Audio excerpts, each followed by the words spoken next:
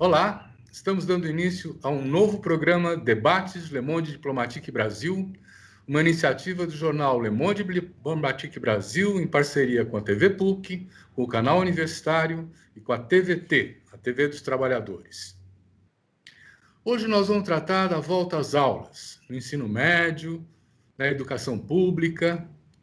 Os pais estão muito preocupados se permitem que as crianças voltem à escola ou não, mas, por outro lado, tem implicações em ficar em casa, porque isso está afetando, inclusive, a disposição das crianças.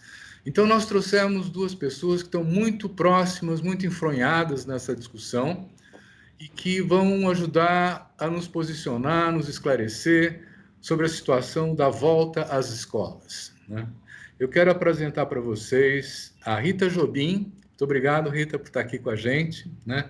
A Rita Jobim é educadora e ela é coordenadora de políticas de ensino médio no Instituto Unibanco. Boa tarde. Quero apresentar para vocês também. Prazer. Quero apresentar para vocês também o Vitor De Angelo. Ele é sociólogo, é doutor em Ciências Sociais pela Universidade de São Carlos, é secretário de Estado de Educação do Espírito Santo e vice-presidente do Conselho Nacional de Secretários de Educação. Então vamos dar início a essa conversa perguntando ao secretário de Educação do Espírito Santo, nosso amigo Vitor aqui presente, como é que ele avalia esse período que as crianças ficaram em casa? Como é que é o desempenho do aprendizado? Esse isolamento em casa afeta alguma coisa? Como é que vocês estão vendo isso? Ô, Silvio, primeiro, obrigado pelo convite.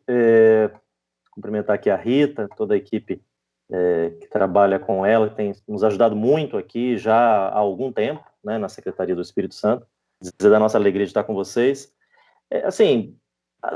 O padrão é a escola aberta, né, e os estudantes dentro da escola. Então, qualquer coisa que fuja a isso, inevitavelmente traz consequências, e nesse contexto que a gente vive, pela primeira vez, portanto, são consequências não previstas, né? Então, tem uma dimensão de aprendizagem, eu acho, aqui, de buscar compreender, e tem que ser numa caminhada muito passo a passo, quais são as consequências, os desdobramentos da pandemia sobre a vida dos alunos e dos profissionais da educação, naturalmente, mas respondendo especificamente à tua pergunta, esse impacto em relação à aprendizagem dos alunos é direto, né, por diversas razões. Vou destacar algumas. Em primeiro lugar, porque a maneira como eles aprendiam antes não é a maneira como foi possível ensinar depois, né? Então, tem aqui uma mudança quase que completa da estrutura de ensino e, portanto, de aprendizagem. As condições de aprendizagem também mudaram muito, porque uma vez que os alunos, por vários meses aqui no Espírito Santo, ficaram exclusivamente dentro de casa, então questões que não eram consideradas, como a estrutura da residência, passaram a ser uma variável fundamental, né? Tem gente que tem computador, tem gente que não tem, há pessoas que têm um espaço para leitura e para estudo, há outras pessoas que não têm, e isso vai, então, influenciando no favorecimento ou, no contrário, no desfavorecimento dessas condições de aprendizagem. Então, destacar essas duas questões que me parecem assim, muito, muito perceptíveis, né, para nós, especialmente na rede pública, que pela sua condição, pelo seu perfil socioeconômico, normalmente não tem essas condições em suas residências, né? Então, isso trouxe dificuldades para a educação, mas dificuldades adicionais para a educação pública, né? Então, eu destaco esses dois elementos aqui como sendo, não os únicos, mas os que mais claramente ficam em evidência nesse ano de 2020 em relação à aprendizagem dos alunos e como ela mudou por causa da pandemia. Rita, é um esforço mesmo, né? Quer dizer, de adaptação, mas aí tem que ter uma adaptação dos professores, tem que ter uma adaptação dos pais, dos próprios alunos. Esse tipo de entrosamento, você está sentindo que está ocorrendo ou é tudo muito na hora do vamos ver? Oi, Silvio, boa tarde a todos, boa tarde, Vitor, prazer estar aqui com vocês também nessa conversa. Silvia, eu acho que está havendo, sim, eu acho que esses meses todos, né, o Vitor falou um pouco do esforço das secretarias de tentar se organizar para conseguir fazer com que o aprendizado não parasse, né, e que o vínculo com os estudantes não se perdesse nesse período.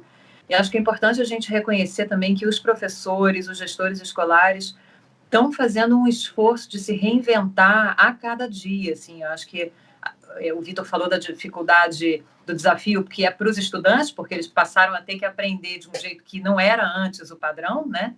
E isso para os professores é tanto quanto ou até mais desafiador, porque eu acho que você atuar profissionalmente de uma forma completamente nova, né?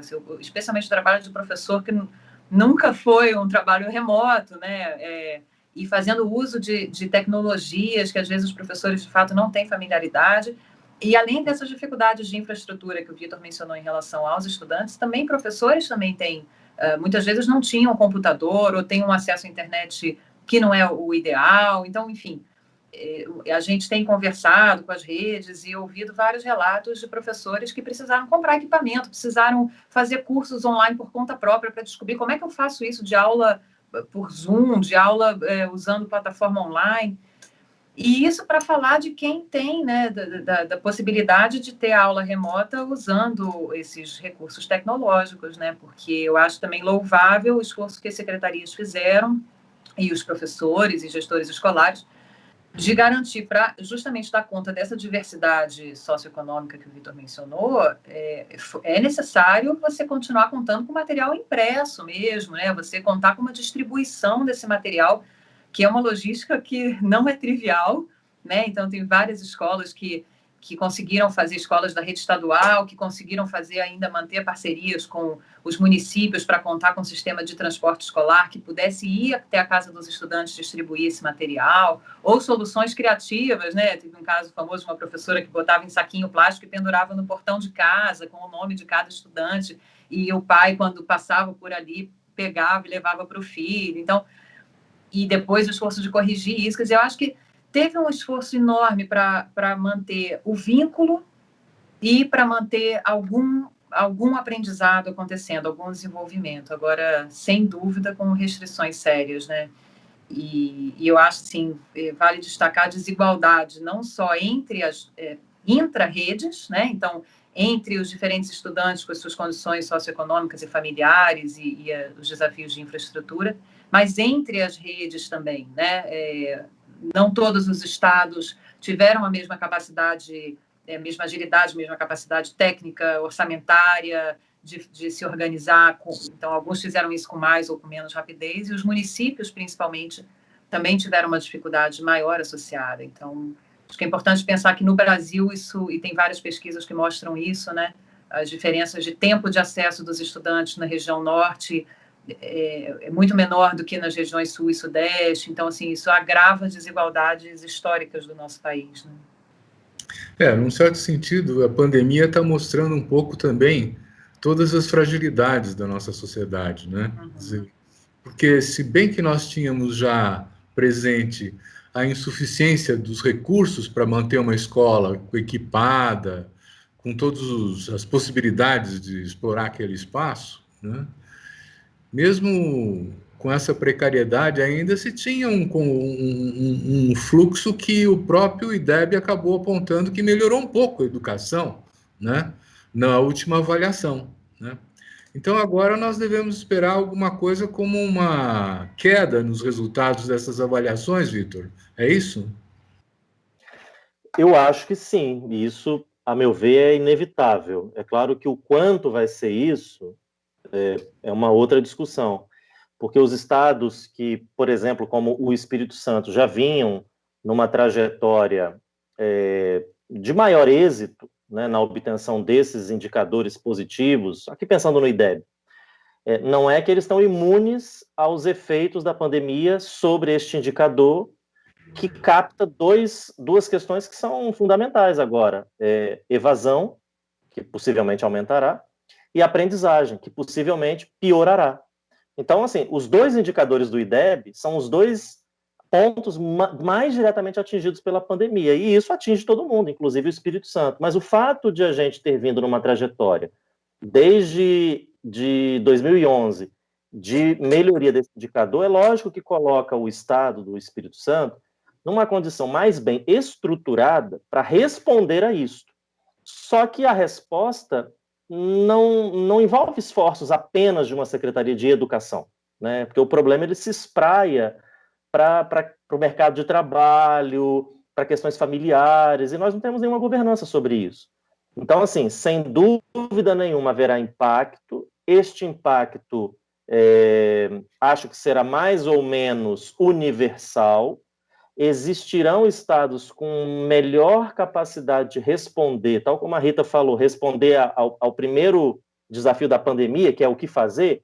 Também no ano que vem, o desafio de como contornar os efeitos da pandemia, também nós teremos estados em melhor condição do que outros.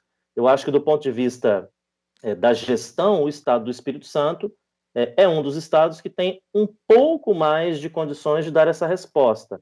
Mas existe também um outro aspecto que a gente precisa considerar e que pode alterar aquela ordem dos estados no IDEB, que é em que medida algumas coisas que serão essenciais no ano de 2021 para a gente poder dar a resposta da pandemia já estão presentes em alguns estados mais do que outros. Vou citar um exemplo.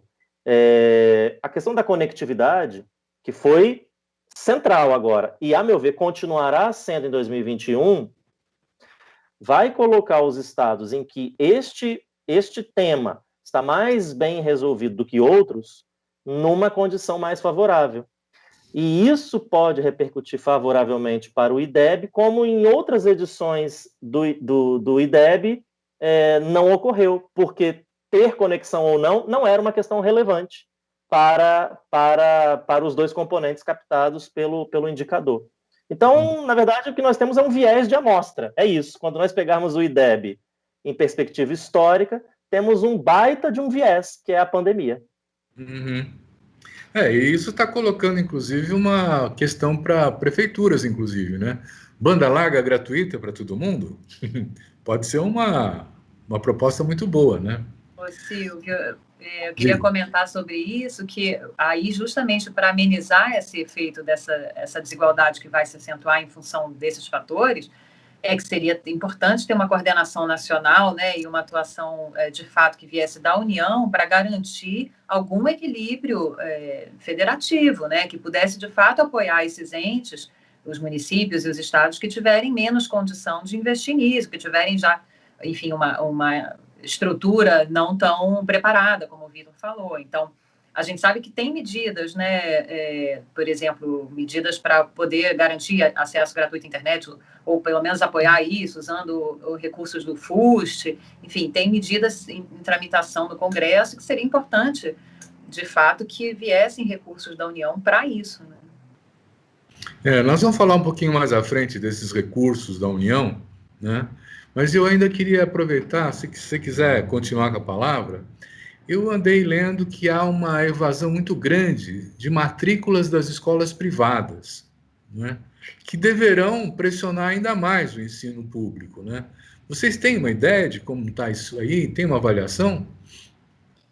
Eu não sei falar em quantidade, eu não sei se o Vitor tem dados quantitativos mais precisos, mas certamente assim, a retração econômica afeta todas as classes, né? E aí isso, um dos gastos mais significativos é com a educação, né? Então eu acho que muitas famílias de fato estão procurando já a rede pública, já nesse ano já estão migrando, né, para a rede pública, e ano que vem a tendência é isso aumentar ainda, né? Porque justamente na transição de um ano para o outro fazer a mudança. Então acho que sim, haverá mais procura pelas redes públicas e isso pressiona muito porque para implementar os protocolos sanitários presenciais, né, para garantir um retorno seguro, você deveria ter menos estudantes por sala, conseguir espalhar mais os estudantes no espaço escolar, e com mais estudantes isso é ainda mais difícil, né? Certamente terão que se adotar modelos híbridos, um remoto combinado com presencial, dias alternados, horários mais espaçados para espaçar a entrada e saída de estudantes, enfim, acho que vai ser uma pressão grande mesmo para as redes. Então, Vitor, você quer continuar esse raciocínio? E acho que uma questão também econômica é importante, porque os alunos que entram agora, eles não vão contar para o Fundeb de 2021, porque primeiro teremos o censo e só em 2022 é que, do ponto de vista orçamentário, eles passam a ser computados como matrícula que se desdobra em recurso de Fundeb a mais. Isso significa passar pelo ano de 2021 com um cenário possível de aumento de alunos sem aumento de receita, né? Num momento em que, para resolver as questões eminentemente pedagógicas, além das questões de biossegurança, que a Rita já mencionou, nós precisaremos de mais recursos. E aí, de novo, a questão da desigualdade, né, Silvio? Estados que têm uma condição mais favorável para isso, e nesse ponto também o Espírito Santo é um estado, do ponto de vista fiscal, muito equilibrado, conseguem dar uma resposta mais assertiva do que outras unidades da federação. E acho que gostaria muito de comentar, se você me permite, uma fala da Rita, porque assim, a ideia de federação, historicamente falando, é a ideia de autonomia, não de largar os entes federados à própria sorte, que é uma coisa totalmente diferente. Então, autonomia é uma coisa, mas largar a própria sorte jamais, porque isso vai colocar cada um como refém da trajetória histórica do seu estado, né? Então, aqueles que estão numa condição melhor por uma trajetória de longo prazo, neste momento vão ter melhor condição de responder. Os que não tiverem, paciência, né? E aí o resultado disso é um país muito mais desigual numa área que é central exatamente para a superação da desigualdade. Antes da gente mudar de assunto, eu tomei conhecimento de uma pesquisa do Todos pela Educação e do próprio Instituto Unibanco, que fala numa previsão de uma redução do orçamento das escolas públicas, na pior das hipóteses, de 40 bilhões, né? Quer dizer, no Brasil inteiro. E isso significaria alguma coisa como menos 15% no orçamento das escolas, né? É isso mesmo, Rita? Nós vamos prever, assim, uma falta de recursos? Ou tem um fundo de emergência do Fundeb que pode ser acionado? Não, eu ia comentar isso, foi bom você ter trazido. A gente lançou agora, essa semana, essa nota técnica, a terceira nota de uma série, em que a gente vem estudando o impacto tanto na queda das receitas, que a educação, né, é financiada com os recursos vinculados à arrecadação tributária, né, a determinados impostos, e esses impostos, com a retração econômica, estão sofrendo uma redução, essa arrecadação está sofrendo uma redução grave, então isso compromete diretamente a quantidade de recursos disponível para a educação. E, como o Vitor falou, essas medidas sanitárias e todas as medidas, inclusive, para possibilitar o ensino remoto durante esse período, então compra de pacote de dados, impressão de material, como eu mencionei, distribuição, tudo isso implica em custos extras para as secretarias de educação. Então, muita gente acha que, como não teve aulas presencial, as escolas ficaram fechadas, economizaram dinheiro.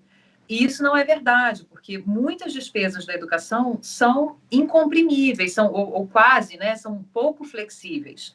A despesa com folha de pessoal, você não reduz em função da suspensão das aulas presenciais. Você tem que continuar pagando determinados serviços contratados, limpeza, manutenção, segurança das escolas. Esses gastos continuam, você não pode suspender isso. E aí você acresce gastos com material didático, impressão e distribuição deles, plataforma online, compra de pacote de dados, formação de pessoal, então uma série, compra de álcool gel e outros equipamentos de proteção. Então, as despesas aumentaram e a receita caiu. É importante dizer assim, a gente está falando aqui da desigualdade no país, e isso também é relevante nesse sentido. Então, quando a gente fala de 40 bilhões de redução, é no agregado, no conjunto. Mas há estados e municípios que não estão sofrendo queda na arrecadação tributária. Alguns até tiveram aumento. Então, esse efeito não se dá de forma igual em todos os entes. Alguns estados e municípios vão sofrer muito com isso, muito mais que outros. Alguns conseguiram implementar essas soluções com poucos custos extras, então, com parcerias ou usando recursos que já estavam previstos, contratos que já existiam, enfim. As soluções são múltiplas e, de novo, o papel da União na garantia dessa relação interfederativa é importantíssimo, né, para não só mitigar esse efeito fiscal, orçamentário, como possibilitar a troca de boas práticas. Então, uma solução que o Vitor conseguiu implementar no Espírito Santo sem custo ou com baixo custo Se outro estado, outro município tiver acesso a isso, pode conseguir fazer a mesma solução ou adaptar para a sua realidade, mas, enfim, se inspirar. E se não tiver uma coordenação nacional para isso, fica muito complicado. Está faltando o Ministério da Educação mais presente, né? Exatamente. Uma coisa tão fundamental, tão básica, tão importante, né, para nós. Vamos entrar numa conversa que os pais estão muito interessados.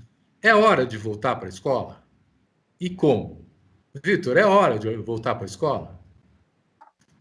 Aqui a gente já voltou, então eu não poderia dizer nada diferente disso, né? Senão eu estaria falando contra mim mesmo. Eu sempre... Mas, assim, é uma pergunta que ela não é consenso, a sua resposta não é consensual nem às vezes dentro da equipe. Né? Na minha equipe mesmo, tinha gente que assim, me ouvia falar com ímpeto do planejamento, vamos planejar a volta para quando isso for possível, mas elas tinham dúvida. Né?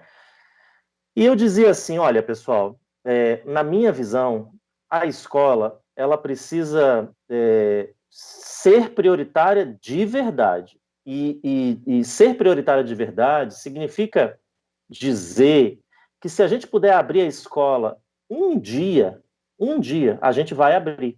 Né? Então, se o secretário de saúde falasse, olha, aqui, ó, 31 de dezembro, ele falou de manhã, falou, olha, dá para abrir as escolas agora. A gente abre à tarde.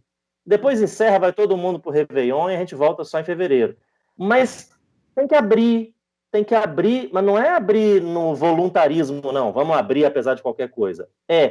Não temos que abrir se isso for possível. Então, a minha pergunta, já que a gente abriu aqui, toda vez que alguém me questiona a esse respeito, eu digo assim, havendo condições de abrir, tem por que não abrir a escola? Né? Tem uma razão plausível para, havendo condições sanitárias para abrir, a gente permanecer fechado? Porque este raciocínio a gente não faz para shopping. Ninguém falou assim, olha, ficamos fechados até aqui, podemos até abrir o shopping, mas faltam 2 meses para o final do ano.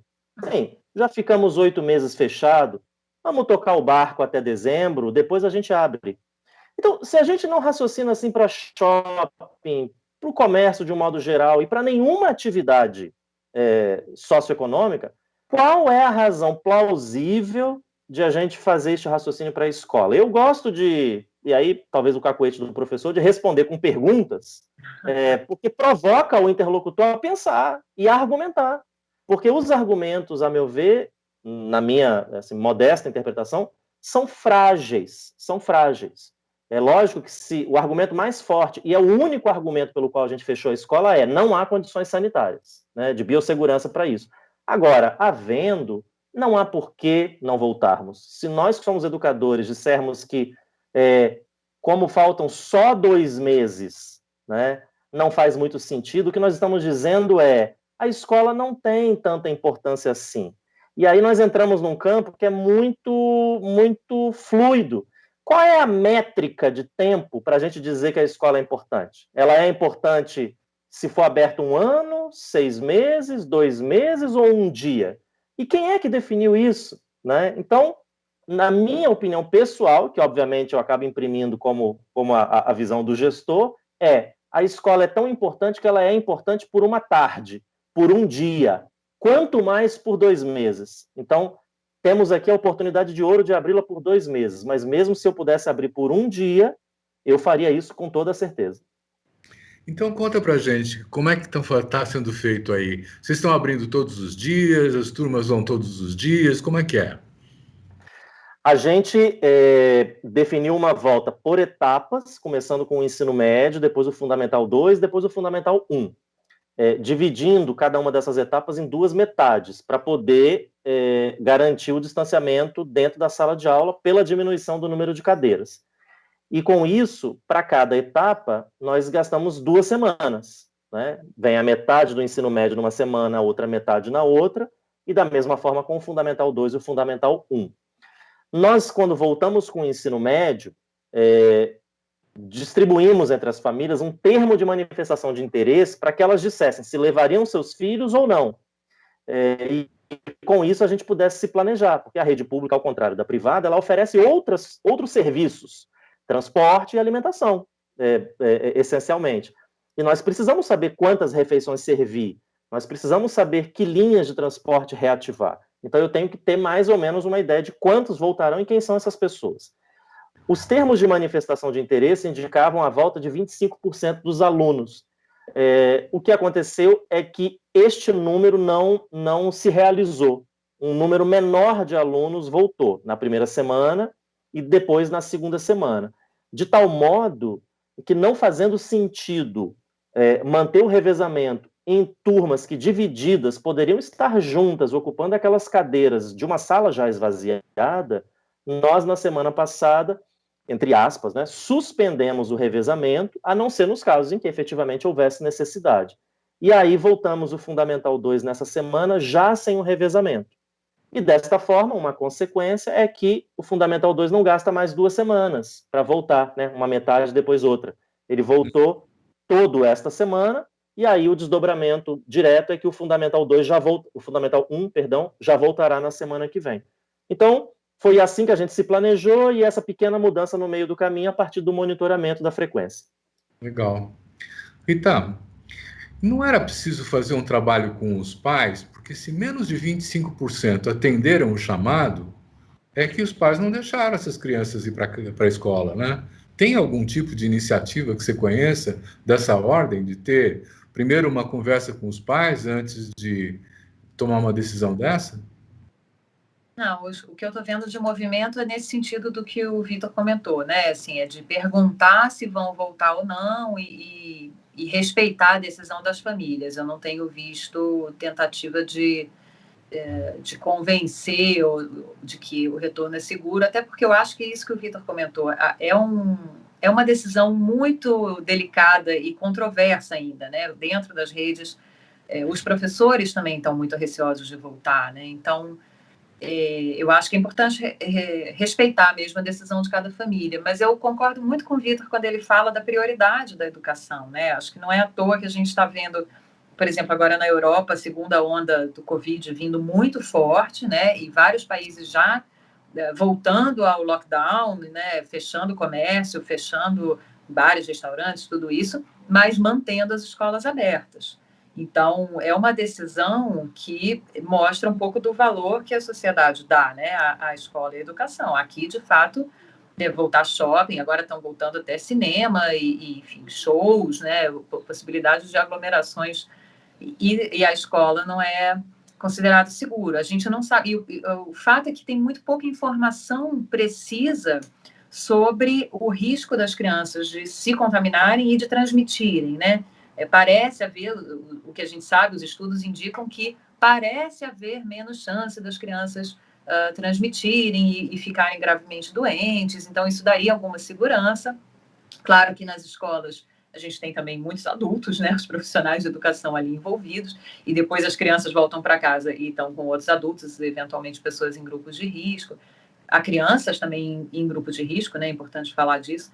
Então, eu acho que esse planejamento tem que dar conta disso tudo, tem que prever que muitas famílias não vão querer mandar seus filhos, não vão se sentir seguras, muitos professores não vão se sentir seguros, ou efetivamente são de grupos de risco, ou não se sentem seguros, e acho que é importante a rede também pensar num esquema para possibilitar algum conforto, né, para esses profissionais se sentirem seguros no retorno. Uhum. Nós estamos falando de 48 milhões de estudantes, é isso? Quer dizer, nessa ordem de grandeza, a gente tinha um ponto muito importante na própria segurança alimentar das crianças, inclusive das mais pobres, na alimentação escolar, né? Como é que isso está sendo administrado, Vitor? Aqui eu vou trazer o MEC de novo, né, através do FNDE, porque a gente tinha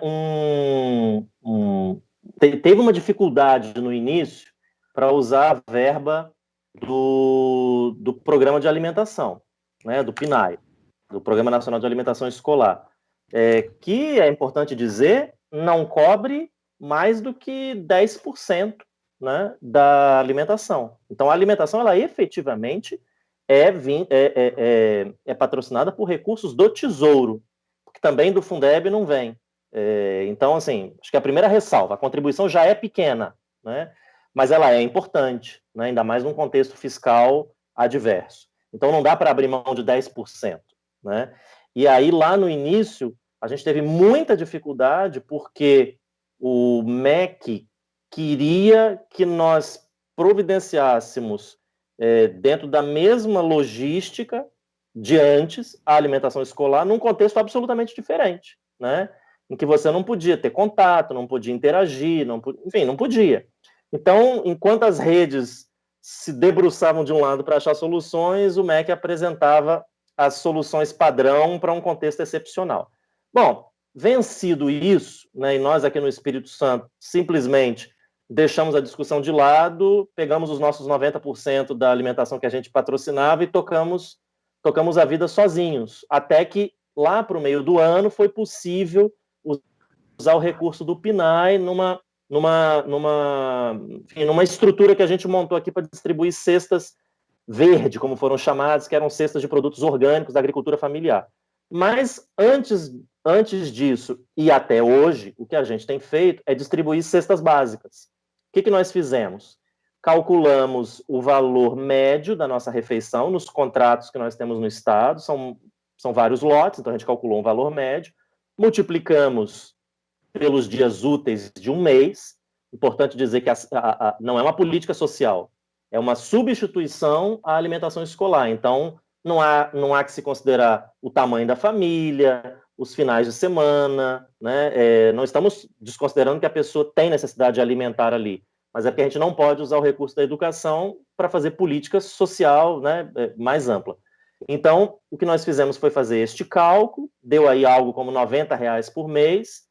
Nós, então, organizamos esta compra enviando o recurso para a escola e ela procedia à compra junto a supermercados. E aí houve algumas soluções muito interessantes, mas, via de regra, as famílias iam ao supermercado com o seu nome já constando numa lista e retiravam essa cesta. A solução interessante que eu estou dizendo é porque algumas escolas fizeram o quê logo depois? Criaram uma espécie de voucher, obrigando a família a ir à escola, pegar o voucher, e no momento em que ela ia à escola, aí o diretor e o pedagogo instalavam um aplicativo da atividade remota no celular da família, davam uma devolutiva, cobravam por que a família estava tirando a cesta básica no supermercado, mas a atividade remota não estava sendo realizada.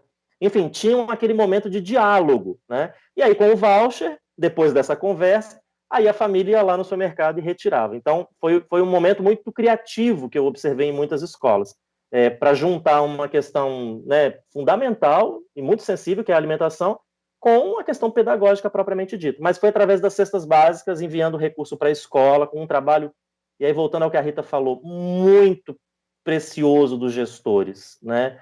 O gestor de uma escola não tem como função distribuir cesta básica, né? Isso não está no rol de atribuições dele.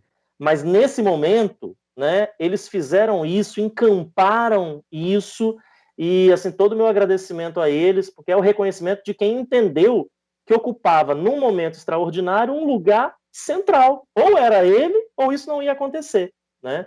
Então foi dessa maneira que a gente fez, e os diretores tiveram um papel extremamente importante nesse processo todo. Muito bom. Vocês estão falando assim que a educação não vai ser mais como era antes, né? E já tem algumas indicações, pela própria fala do Vitor agora, de inovações na gestão, de algumas coisas que estão tentando enfrentar as adversidades, né? Rita, você podia dizer para a gente o que você acha que vai mudar no ensino no ano que vem? Acho que tem várias mudanças, realmente. Acho que do entendimento do papel do gestor, né, como se ressaltou a importância de políticas articuladas entre diferentes setores, né, então o social e a educação, o de saúde, enfim, setores que precisam se articular melhor.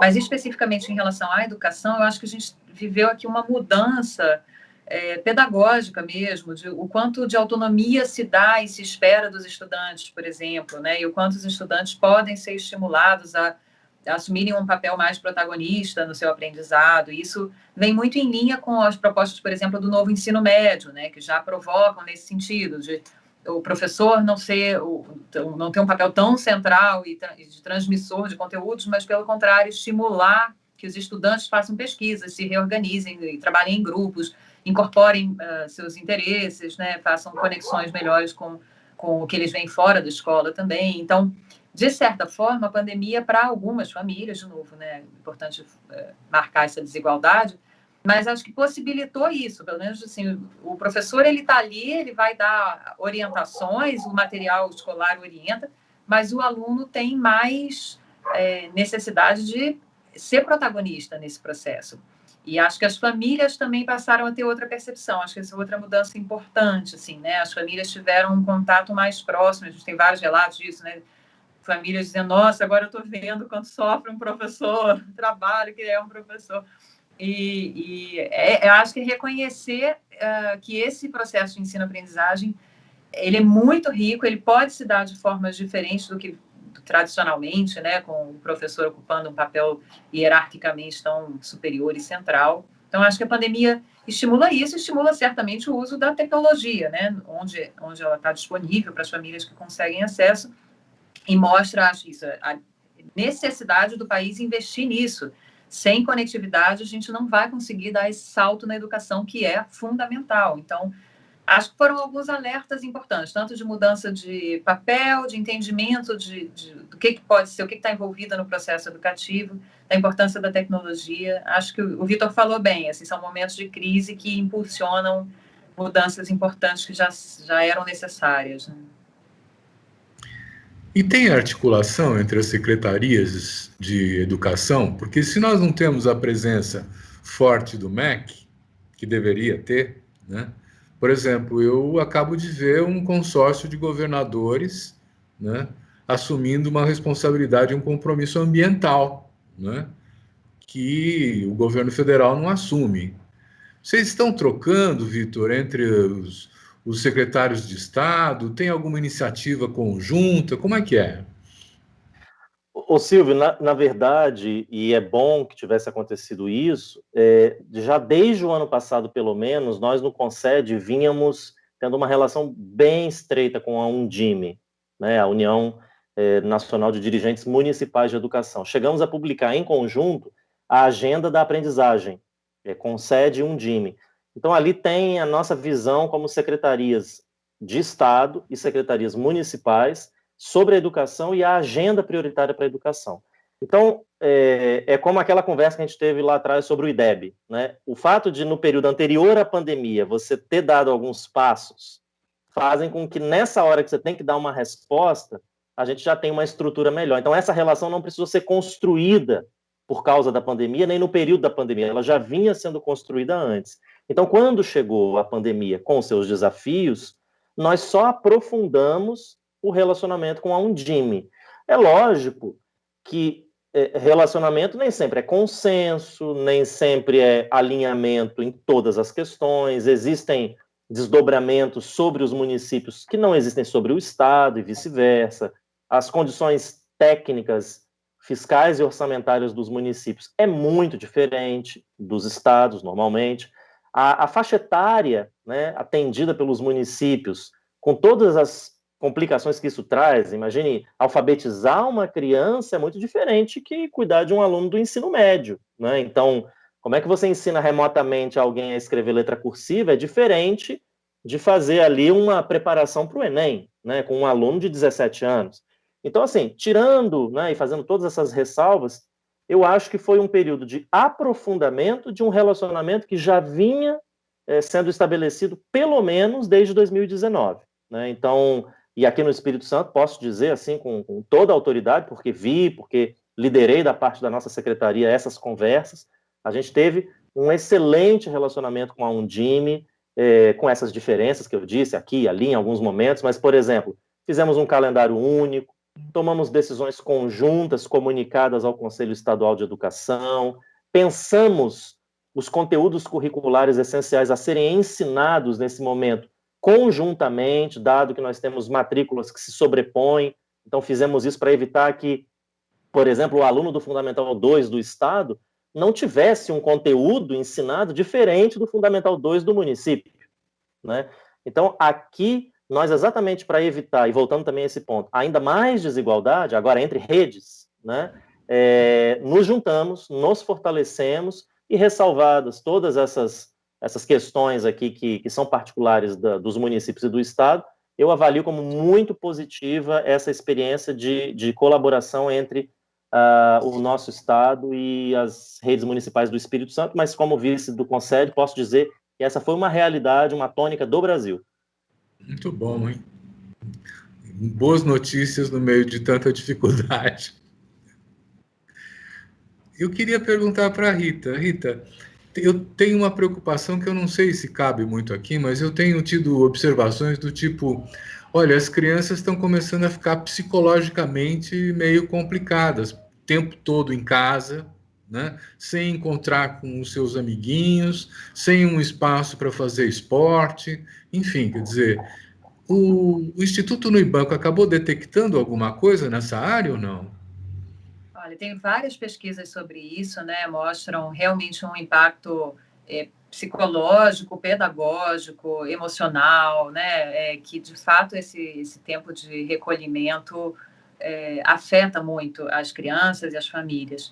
Então, eu acho que é importante, e eu vejo que muitas secretarias estão se planejando para isso, estão incluindo isso no planejamento para um retorno às aulas, é uma estratégia de acolhimento importante, né? Então, pensar que esse estudante volta e não dá para só botar ele na sala de aula e vamos entrar com conteúdo para tentar recuperar tempo perdido. Não é isso. Acho que precisa ter muita sensibilidade, né? Um cuidado na escuta, protocolos mesmo, né? As secretarias têm que ter esse papel, porque as escolas precisam de orientação também para como fazer isso, né? Quanto tempo dedicar a isso, que estratégias são possíveis, dinâmicas, de rodas de conversa, que possibilitem que os alunos se abram, contem um pouco como é que foi esse período.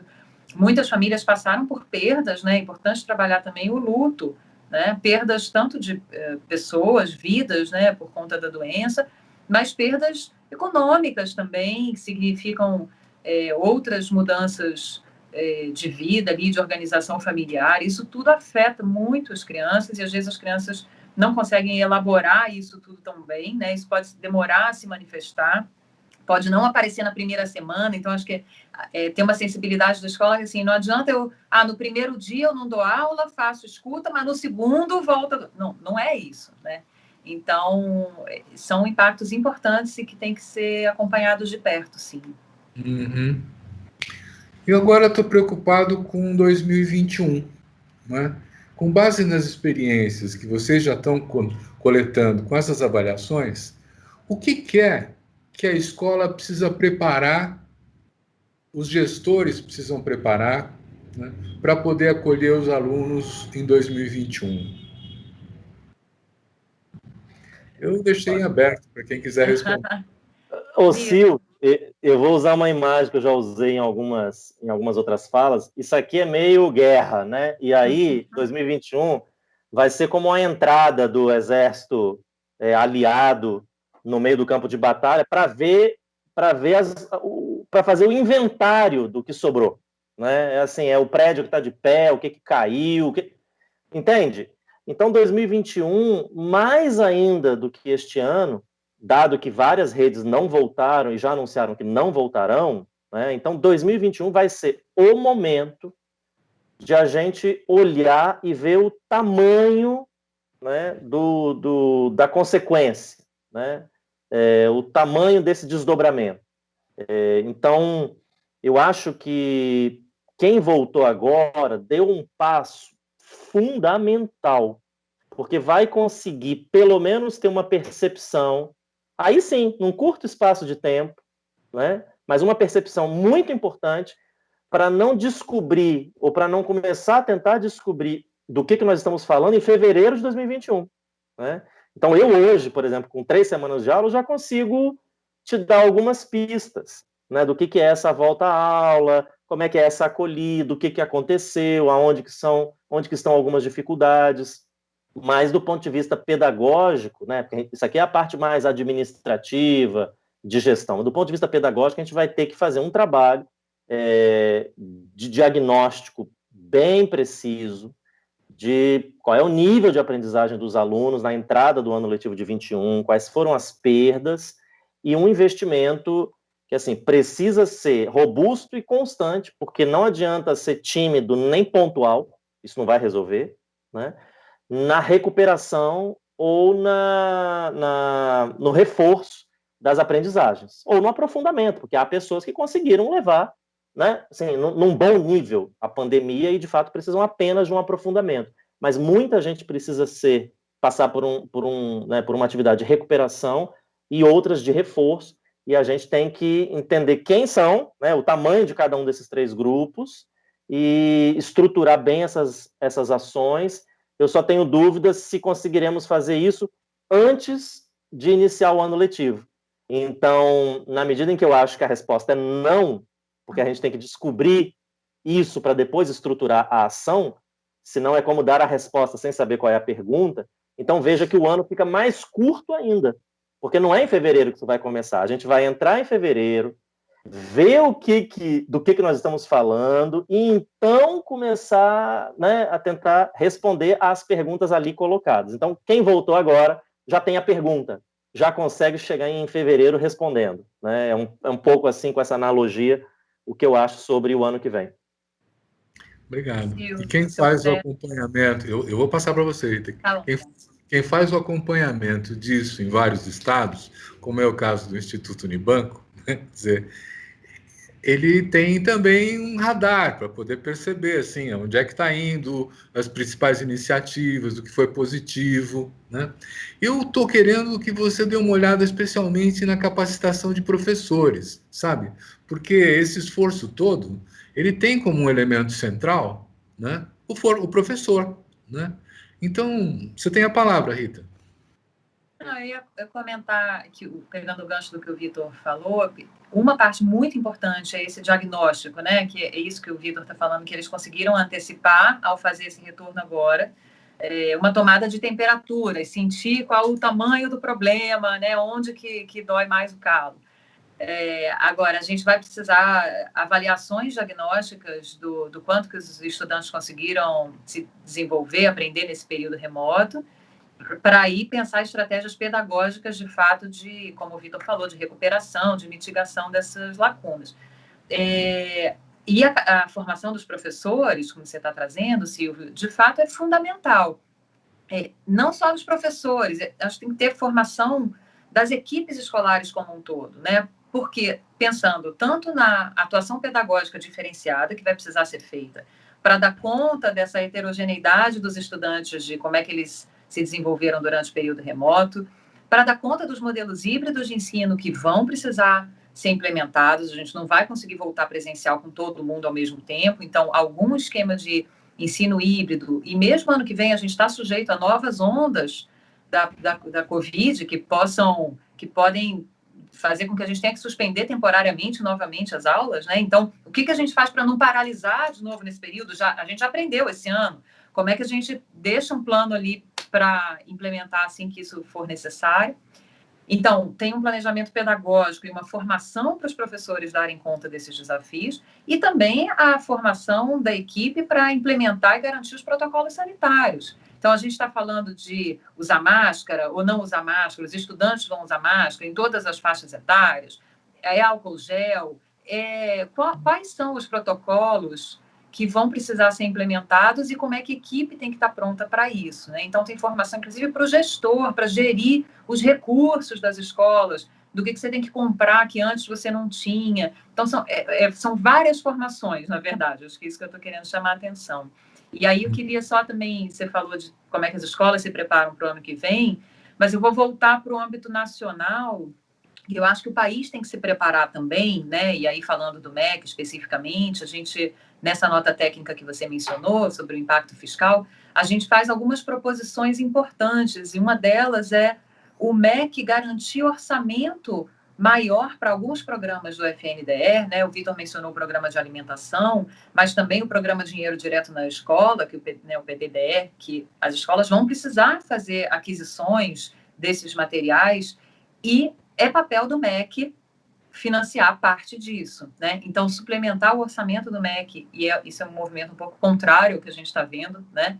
Então, acho que é importante pontuar. Você falou do Fundeb, Silvio, eu não queria perder isso. Assim, o Fundeb, ele é fundamental, foi uma conquista enorme, né, para o financiamento da educação básica brasileira, mas ele ainda não está totalmente dado, né? A gente precisa aprovar a lei de regulamentação do Fundeb agora, né, com muita urgência, para que ele possa ser implementado já de acordo com as novas regras no ano que vem. Sem o Fundeb implementado em 2021, a conta não fecha. O Fundeb, é importante dizer, ele não dá conta desse tamanho que a gente falou, da aumento de despesa e queda na receita, como isso afeta a educação. O Fundeb não consegue cobrir tudo isso, mas ele ameniza, né, ele cobre uma boa parte disso. E, de novo, atuando, complementando de forma diferente em cada ente. Sem ele, a conta da educação não fecha. Então, são preparações importantes aí para a educação no ano que vem. Muito bom. É o que o Vitor falou, né? Nós estamos num pacto federativo, mas os municípios e os estados não podem ser abandonados à própria sorte, né?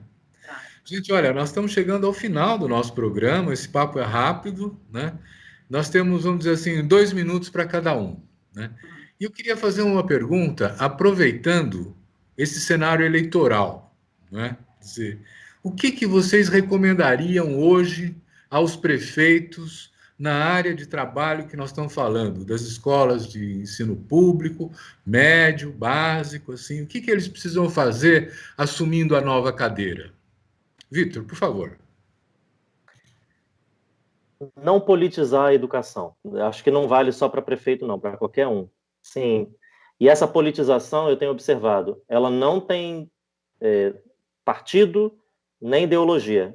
Ela pode ir da direita à esquerda e em qualquer partido ou organização política do espectro político e ideológico, né? Eu acho que a gente tem visto politização demais numa área séria demais, né?